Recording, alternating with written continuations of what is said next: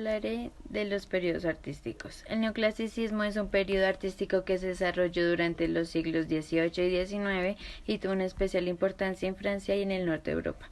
Había nacido como producto de la insatisfacción por las tradiciones artísticas que sentían los artistas y escritores. Este movimiento hizo renacer los ideales y el gusto por las obras de los antiguos. El nacionalismo es una ideología y movimiento sociopolítico que surgió junto con el concepto moderno de nación propia de la edad contemporánea, en las circunstancias históricas de la llamada era de las revoluciones, o sea, la revolución industrial, burguesa, liberal. Los movimientos de independencia de las colonias europeas en América desde finales del siglo XVIII también pueden designar el sentimiento nacionalista y en la época del nacionalismo. El romanticismo es un movimiento cultural que se originó en Alemania y en el Reino Unido a finales del siglo XVIII como una reacción revolucionaria a la Ilustración y el neoclasicismo. Confiriendo prioridad a los sentimientos, es considerado como el primer movimiento de cultura que cubrió el mapa completo de Europa. En la mayoría de las áreas estuvo en su apogeo en el periodo aproximado de 1800 a 1850. La importancia que empiezan a tomar los artistas en esta época es que ahora deben buscar triunfar en las exposiciones de arte que hacen, puesto que una obra que sea esplendorosa y espectacular corre el riesgo de triunfar más que una simple y sincera. Las exposiciones anuales que se empiezan a hacer toman importancia, puesto que son reuniones sociales en las cuales se tienen conversaciones entre personas de culto. Y estas conversaciones son importantes para los artistas, puesto que van a reafirmar o van a destrozar su reputación, por lo que es importante que destaquen de una manera positiva. Los artistas empiezan a sentir libres de que pueden representar en sus obras, puesto que nos dice Gombrich, se sabía que antes en los cuadros antiguos se representaban temas religiosos y en los cuadros griegos se representaban momentos de la mitología con sus dioses, semidioses o batallas que hayan pasado. Así que el artista empieza a ver cosas que puedan llegar a pasar por su imaginación o que le despierten el interés. Empiezan a sentir la libertad de poder plasmar sus visiones en papel como solo los poetas habían hecho hasta este momento. Yo les voy a exponer 3 obras de William Blake, un artista romántico que, como dice Gombrich en su libro, fue un artista que después del Renacimiento se rebeló contra las normas establecidas de la tradición que se venía haciendo previamente. La primera obra de la que les voy a exponer es Adán y Eva encuentran el cuerpo de Abel. En la Biblia nunca hay una escena que describa que Adán y Eva encuentran el cuerpo de su hijo menor. Lo que hay es una escena de que Dios es el que le pregunta a Caín dónde está tu hermano Abel. Blake representa a Dios no con una forma humana, sino con el sol, que está rojo, puesto que representa la ira que tiene ante el evento sucedido. Esta escena es emotiva, puesto que vemos una Eva abatida y sollozando sobre el cuerpo de su hijo menor, y a un Caín que está escapando de unas llamas que lo condenan y lo exilian a una vida sin refugio, sin paz, ni empatía, ni perdón de las personas. La segunda obra de la que les quiero hablar es Newton. Esta obra nace con la idea de que Blake, al ser un romántico, no está de acuerdo con lo que presenta la Ilustración, puesto que él no está de acuerdo que la razón es lo que controla al ser humano, sino que también hay mucha parte de los sentimientos y de lo que pueda llegar a evocar la imaginación. Para él, los representantes de la ciencia son los enemigos. Por eso decide representar a Newton de esta manera, desnudo, sentado en una posición difícil y con la anatomía de Miguel Ángel, llegando a conectarlo con el Renacimiento. El espacio que utiliza para la obra es el fondo del mar, y esto se convierte en una sátira, puesto que es ilógico que una persona pueda estar en este espacio haciendo cálculos matemáticos. Otro elemento que podemos ver que destaca en la composición es el compás que lleva Newton en su mano, puesto que Blake lo describe que es un elemento cuadrado, como el pensamiento y el uso de la razón que hacía Newton en todo su trabajo. Este compás, además de eso, es una referencia a su obra El anciano de los días, puesto que es el mismo que tiene Urizen, que es la representación de la razón y de la ley convencional que tiene la mitología que creó Blake en sus obras. La última obra que les voy a presentar es Beatriz. Este es un cuadro que representa el momento en el que Dante es guiado por Beatriz durante el purgatorio en su ascensión al cielo. En esta se puede ver que Beatriz está acompañada por los 4 evangelistas. Lucas parece un buey, que es una criatura que describe la humildad que se tiene. Marcos aparece como un león, símbolo de la fuerza y la audacia.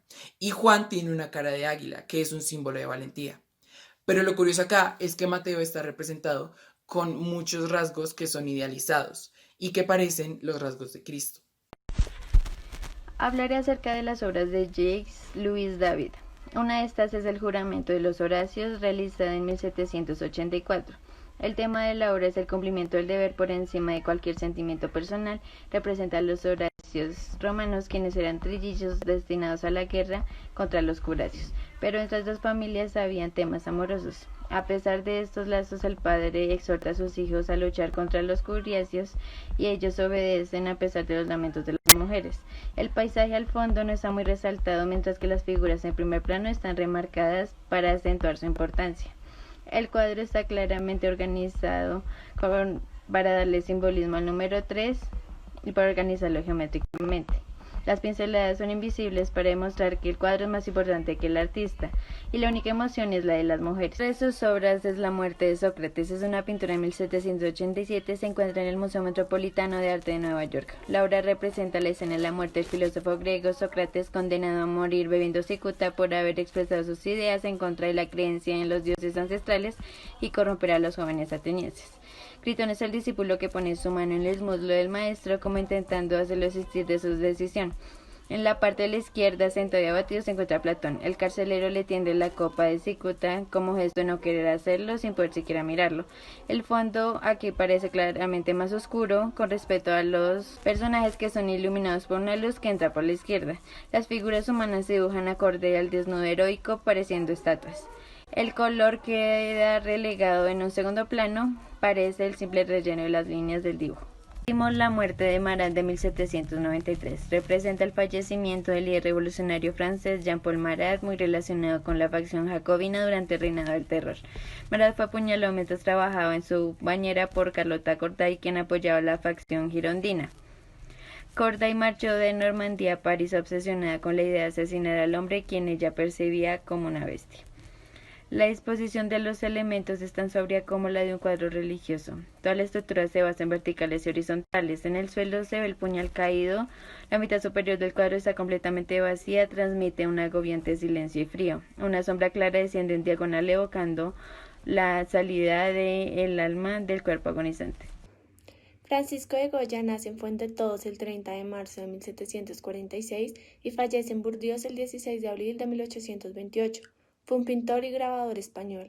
Es considerado una de las figuras más influyentes de la historia del arte. Es el representante más famoso de la figura romántica española. Decía no tener más maestro que su propia imaginación. Su suerte cambió y una extraña enfermedad le provocó sordera. Esta desafortunada situación se vio reflejada en sus obras, las cuales dieron un notable giro. Tres de sus obras más representativas son La maja desnuda, la cual se encuentra ubicada en el Museo Nacional del Prado, y su fecha de creación fue en 1797 a 1800 durante el periodo del Romanticismo, y en el cual el tema era la mujer.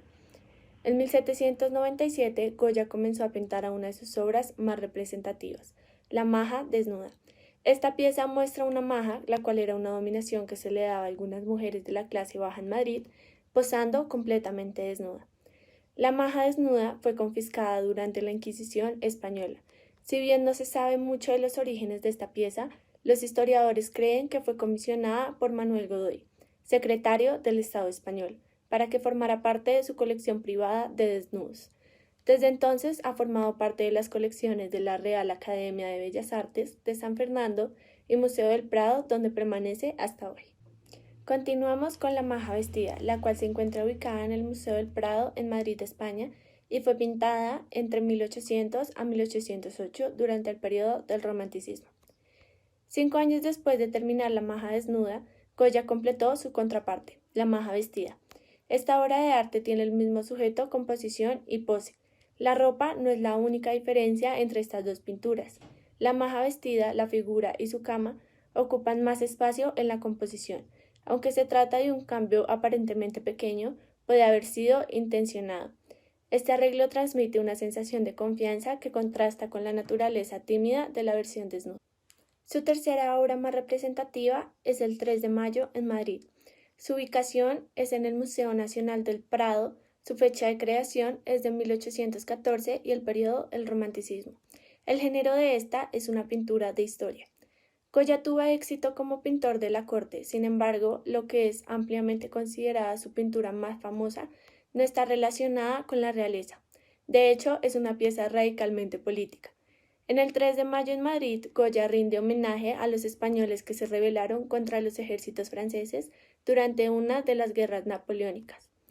Específicamente, la pintura retrata al ejército de Napoleón enfrentándose a civiles españoles después de un levantamiento, con una iluminación dramática llena de acción y emoción. La pieza captura el momento exacto en el que el pelotón de fusilamiento francés masacró a un grupo de cautivos indefensos y todos ellos se encuentran luchando para salvar a sus líderes y a su país de la conquista de Napoleón.